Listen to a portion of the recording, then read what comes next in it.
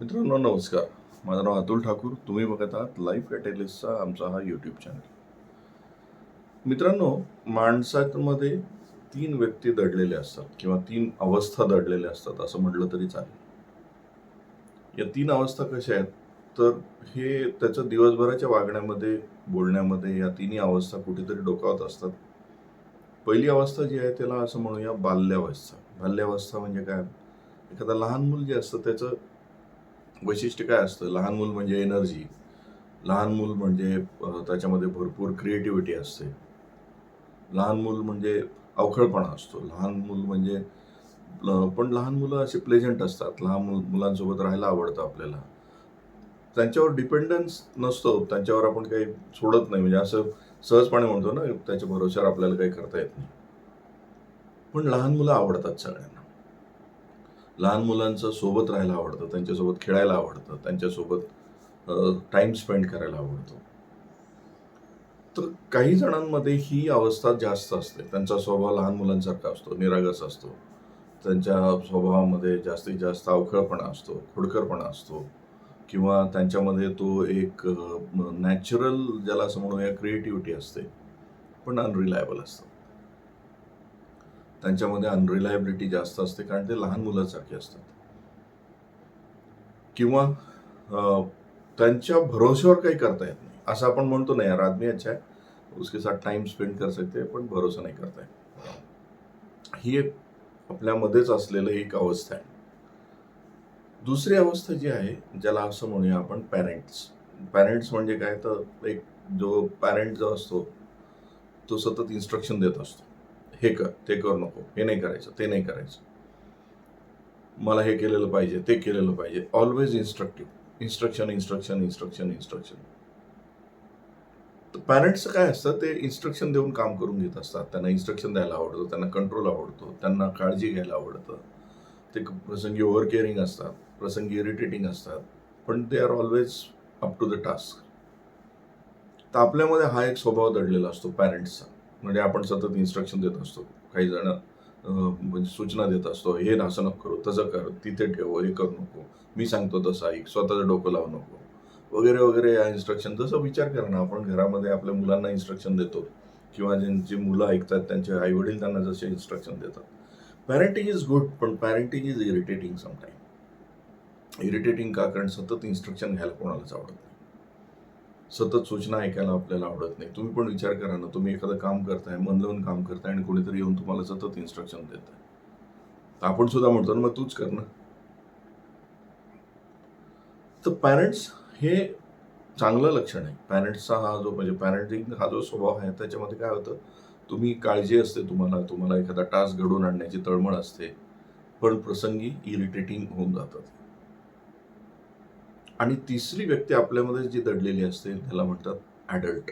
तो प्रसंगी पॅरेंटिंग करतो, प्रसंगी लहान मुलासारखा वागतो, प्रसंगी शांत बसतो. मित्रांनो, तुम्ही स्वतःलाच ऑब्झर्व करा. तुम्ही एक लहान मुलासारख्या स्वभावात जास्त वेळ काढता, इन्स्ट्रक्शन देण्यासारख्या पॅरेंटिंगच्या स्वभावात देता, की या दोन्ही गोष्टीला बॅलन्स करून तुमचा दिवस काढत असता? कारण आपल्याला कुठला तरी एक स्वभाव हा आपला डॉमिनेटिंग असतो या तिन्हीपैकी. म्हणजे काही जण दिवसभर असे लहान मुलासारखं मस्त मजेत असतात. त्यांचा वेळ कसा जातो त्यांनाच कळत नाही. छोट्या-छोट्या गोष्टीमध्ये एन्जॉयमेंट करतात. जिकडे गेले तिथेच रमून जातात. ते सगळे गुण असतात. किंवा काही जण दिवसभर इन्स्ट्रक्शन देत असतात. अगदी WhatsAppवर SMS पाठवला तरी इन्स्ट्रक्शनचाच असतो. त्यामुळे त्यांच्या आजूबाजूचे लोक कायम बेजार झालेले असतात. ते इरिटेटिंग झालेले असतात त्यांच्या आजूबाजूच्या लोकांसाठी. बिकॉज त्यांना लोक बघतच नाहीत. त्यांना इन्स्ट्रक्शन म्हणूनच बघतात.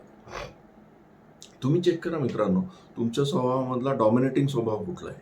तुम्ही जास्त इन्स्ट्रक्शन देणारे आहात, की तुम्ही हे लहान मुलासारखे अवखळ आहात? तुम्हाला कदाचित या दोन्हीचं कॉम्बिनेशन सांभाळता आलं पाहिजे. तुम्हाला स्वभाव तुमचा असा घडवावा लागेल, की प्रसंगी तुम्हाला लहान मुलासारखं आनंदी पण होता आलं पाहिजे, अवखळ पण होता आलं पाहिजे, क्रिएटिव्ह पण होता आलं पाहिजे. जिथे पाहिजे तिथे सूचना पण देता आली पाहिजे आणि शांत राहण्याची पण कला आली पाहिजे. तुम्ही स्वतःला कंट्रोल पण करणं शिकलं पाहिजे. काही गोष्टी समोर घडू द्यायच्या असतात. मित्रांनो, उद्योजक जर असाल ना, तर तुम्हाला हा स्वभाव तिथे खूप कामाला येईल. तुम्हाला काही गोष्टी शांत राहणं, मी काय म्हणतो, पॅरेंटिंग इन द सेन्स कसं, मी असे बरेचसे मॅनेजर्स पाहिलेले आहेत, ते त्यांच्यासोबत जे त्यांचे सुपरवायझर्स वगैरे असतात त्यांना घेऊन फिरतात, तरी पण शॉप फ्लोअरला सूचना देत असतात. ते त्या सुपरवायझरला किंवा मधल्या ज्या फळी आहेत त्यांना सूचना देत नाहीत. ते डायरेक्ट डाऊन द लाईन जे शेवटची फळी तिथे जातात. त्यामुळे काय होतं, मधल्या माणसाची किंमत कमी होते आणि तो सुद्धा हळूहळू त्याला लक्षात येतं की एनिवे यालाच काम करायचं, तर मी कशाला त्रास करू. घरामध्ये पण बघा, तुम्ही सतत जर इन्स्ट्रक्शन देत असाल आणि तुम्ही सगळ्या इन्स्ट्रक्शन तुम्हीच स्वतः देत असाल, तर बाकीचे सगळेजण हे लावून हे वाक्य सांगून चूक लावून घेतात की त्यांना सांगा जाऊन. सगळं एकच व्यक्तीचं नाव घेऊन सांगतात, ते बघतील. इट इज गुड समटाइम्स, पण त्यांनी बाकीची लोक डिपेंडंट होतात, ती बिना कामाची व्हायला लागतात. त्यामुळे आजूबाजूला जितकी इफिशियंट माणसं डेव्हलप करायची असेल, तर तुमच्या स्वभावामध्ये तुम्हाला बॅलन्स आणावं लागेल. तुमच्या स्वभावामध्ये हा तिन्ही गोष्टी एकत्र आणाव्या लागतील आणि त्यातल्या तुम्हाला पॅरेंट आणि ॲडल्ट, पॅरेंट आणि चाइल्ड या दोन्ही गोष्टीला एकत्र करावं लागेल. जो मिश्रण आहे त्याला ॲडल्ट म्हणतात. ॲडल्ट व्हावं लागेल. You need to be that kind of person. मित्रांनो, आजच तुम्ही स्वतःला ऑब्झर्व करून बघा. तुम्ही स्वतःला एक चेक करून बघा की तुम्ही सतत इन्स्ट्रक्शन देण्यामध्ये तुमचा वेळ जातो, की तुम्ही दिवसभर लहान मुलासारखे अवखळ असता. कदाचित तुम्हाला तुमच्यातला ॲडल्ट हा जोपासावा लागेल आणि मग तुम्हाला लक्षात येईल की आजूबाजूला माणसं एफिशियंट व्हायला लागतात, ती त्यांच्या त्यांच्या कामाला लागायला लागतात. अन्यथा एक तर तुम्ही इन्स्ट्रक्शन देत बसाल किंवा अनरिलायबल व्हाल.